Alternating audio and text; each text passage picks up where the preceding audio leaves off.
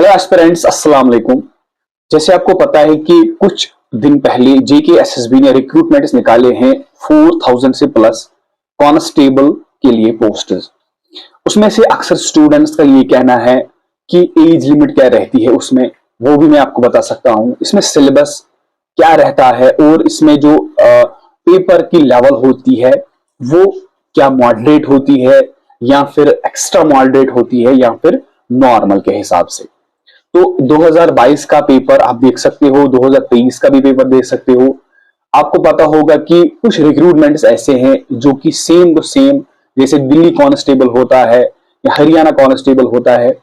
सिर्फ फर्क इतनी होती है उसमें जम्मू कश्मीर का नहीं पूछा जाता, लेकिन जेके एसएसबी में जम्मू कश्मीर का पूछा जाता है। सबसे पहले इसमें जो डेट है, लास्ट डेट 29 अगस्त शायद इसका लास्ट डेट है आपको रजिस्ट्रेशन करने में। 700 फीस है इसका। अगर आप बिलोंग करते हो किसी कैटेगरी से, ST, EWS, SC, तो आपको 100 रुपीज जो है वो थोड़ा सा कम किया जाएगा, यानी कि आपको 600 रुपीज देने पड़ेंगे। अगर हम यहां पर बात करेंगे, इसमें दो टेस्ट रहते हैं। पहले आपको रिटन देना पड़ता है, उसके बाद आपको फिजिकल टेस्ट देना पड़ता है। फिजिकल टेस्ट वही देता है जिसको रिटन कंप्लीट होता है। और पहले अगर हम रिटन की बात करेंगे, इसमें रीजनिंग का 25 मार्क्स आता है, इंग्लिश का भी 25 मार्क्स आता है। बाकी जो जीके होता है और जीएस होता है इसमें कम से कम 25 मार्क्स आते हैं। अगर मैं बात करूंगा जीके के लिए आपको जो है वो जो अरिहंत है वो आप बहुत अच्छी बुक है, या फिर आप गोपाल एक बुक होती है पब्लिकेशन की, वो भी एक अच्छी बुक है। जीके की जो एडिशन, लेटेस्ट एडिशन आता है वो बहुत ही अच्छी बुक है, वो आप पढ़ सकते हो। तो अगर मैं जीएस की बात करूंगा, जीएस में सिलेबस क्या रहता है, इसमें आपको ज्यादा फोकस जो करना होता है वो होता है हिस्ट्री पे, क्योंकि हिस्ट्री जो होती है जम्मू एंड कश्मीर की, इसमें वेटेज ज्यादा रहता है। और इंडियन हिस्ट्री जैसे मुगल, जैसे दिल्ली सल्तनत, जैसे एंशिएंट हिस्ट्री में पूछा जाता है एंशिएंट के लोग कैसे रहते थे, तो इंडस वैली सिविलाइजेशन होती है उसके बारे में पूछा जाता है। उसके बाद ब्रिटिश के बारे में पूछा जाता है, फिर आफ्टर 1947 के बारे में पूछा जाता है। यानी कि जो ओवरऑल का वेटेज होता है वो ज्यादा हिस्ट्री में रहता है। और आप हिस्ट्री में एक काम कर सकते हो, एनसीईआरटी जो जैसे पढ़ सकते हो क्लास 12th की, या फिर आप एनसीईआरटी कोई भी ले सकते हो, हिस्ट्री मिडिवल, मॉडर्न और एंशिएंट की। ठीक। और अगर आप ज्यादा फोकस करना चाहते हो तो आप जो है वो पढ़ सकते हो जो लेटेस्ट होती है वो होती है मॉडर्न हिस्ट्री, जिसमें सब कुछ दिया होता है। ठीक। अगर हम उसके बाद बात करेंगे, जो आपका दूसरा सिलेबस है उसमें रहता है आपको पॉलिटिकल साइंस। पॉलिटिकल साइंस में आपको कॉन्स्टिट्यूशन पढ़ना होता है, कॉन्स्टिट्यूशन के बाद आपको प्रेसिडेंट पढ़ना पड़ता है, या फिर आपको जो है लोकसभा, राज्यसभा पढ़ना पड़ता है, पार्लियामेंट पढ़ना पड़ता है। इसी तरीके से जो एमएलए का इलेक्शन रहता है, इलेक्शन प्रोसेस क्या रहता है, प्रेसिडेंट का जो प्रोसेस है वो क्या रहता है, इसके बारे में आपको थोड़ी सी इंफॉर्मेशन होनी चाहिए। कांस्टेबल का पेपर ज्यादा डिफिकल्ट नहीं आता, इसमें से जो बेसिक होता है वो आपको पढ़ना पड़ता है। साइंस में बेसिक होता है, साइंस बायोलॉजी ज्यादा फोकस करनी चाहिए आपको, क्योंकि साइंस जो होता है वो बायोलॉजी पे डिपेंड रहता है, आपको उसमें ज्यादा से ज्यादा वो पता होनी चाहिए। उसके बाद जियोग्राफी, जो इंडियन जियोग्राफी है वो आप पढ़ सकते हो।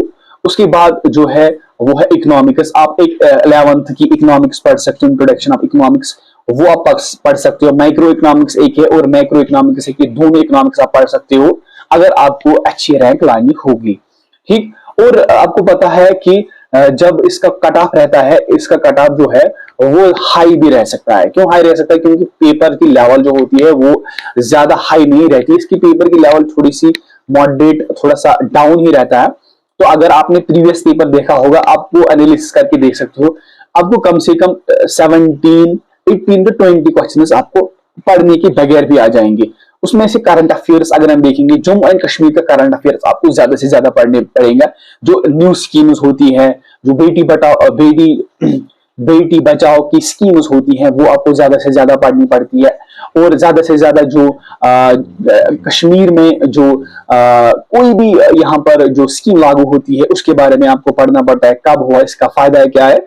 और खास तौर पर जो इलेक्शन का कोई भी न्यू मेंबर जो होता है, जो बना है, चाहे प्रेसिडेंट बना है, चाहे सेक्रेटरी बना है, चाहे कमिश्नर बना है, चाहे डायरेक्टर बना है, कोई भी, तो वो आपको अच्छी तरीके से आना चाहिए। तो जीके में वो साफ साफ लिखा है, अगर आप जीके बुक लाओगे उसमें आराम से लिखा है।